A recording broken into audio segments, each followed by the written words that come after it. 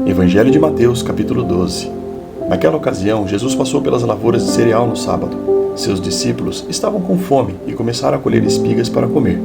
Os fariseus, vendo aquilo, disseram: "Olha, os teus discípulos estão fazendo o que não é permitido no sábado." Ele respondeu: "Vocês não leram o que fez Davi quando ele e seus companheiros estavam com fome? Ele entrou na casa de Deus e, junto com seus companheiros, comeu os pães da presença, o que não lhes é permitido fazer, mas apenas aos sacerdotes. Ou vocês não leram na lei que no sábado os sacerdotes no templo profanaram esse dia? Contudo, ficaram sem culpa? Eu digo a vocês que aqui está o que é maior do que o templo. Se vocês soubessem o que significa essas palavras, desejo misericórdia e não sacrifícios, não teriam condenado inocentes, pois o Filho do Homem é o Senhor do sábado." Saindo daquele lugar, dirigiu-se à sinagoga deles, e estava ali um homem com uma das mãos atrofiada. Procurando um motivo para acusar Jesus, eles perguntaram: "É permitido curar no sábado?"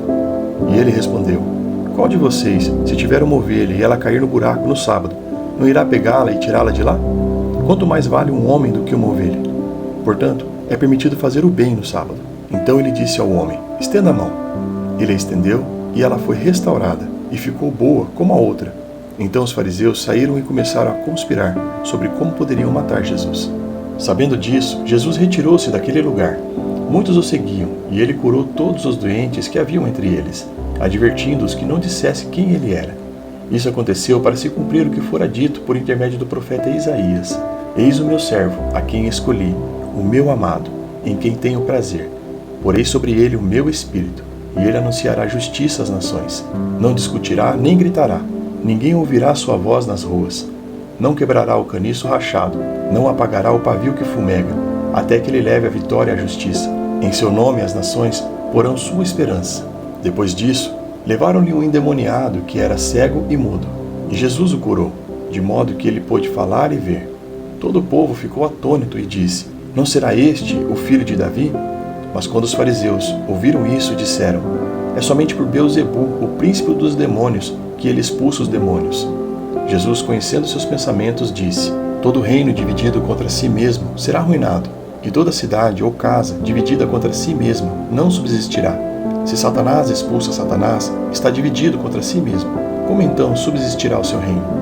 E se eu expulso demônios por Beelzebu, por quem os expulsam os filhos de vocês? Por isso, eles mesmos serão juízes sobre vocês. Mas se é pelo Espírito de Deus que eu expulso demônios, então chegou a vocês o reino de Deus. Ou como alguém pode entrar na casa do homem forte e levar dali seus bens sem antes amarrá-lo? Só então poderá roubar a casa dele. Aquele que não está comigo está contra mim, e aquele que comigo não ajunta, espalha. Por esse motivo eu digo a vocês: todo pecado e blasfêmia serão perdoados aos homens, mas a blasfêmia contra o Espírito não será perdoada.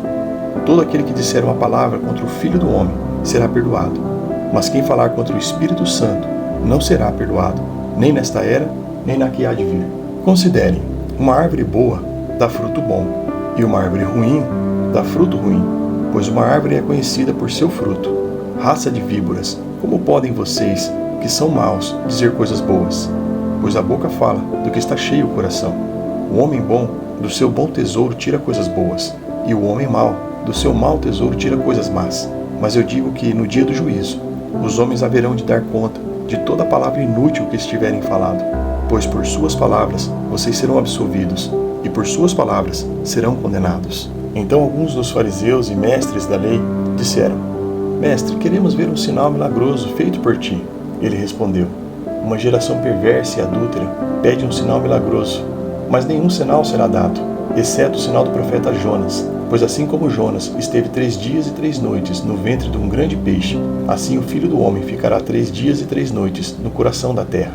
Os homens de Nínive se levantarão no juízo com esta geração e a condenarão, pois eles se arrependeram com a pregação de Jonas, e agora está aqui o que é maior do que Jonas.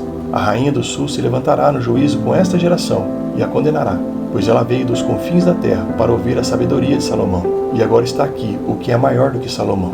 Quando um espírito imundo sai de um homem, passa por lugares áridos procurando descanso. Como não encontra, diz: "Voltarei para a casa de onde saí."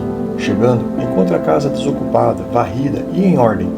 Então vai e traz consigo outros 7 espíritos piores do que ele, e entrando, passam a viver ali.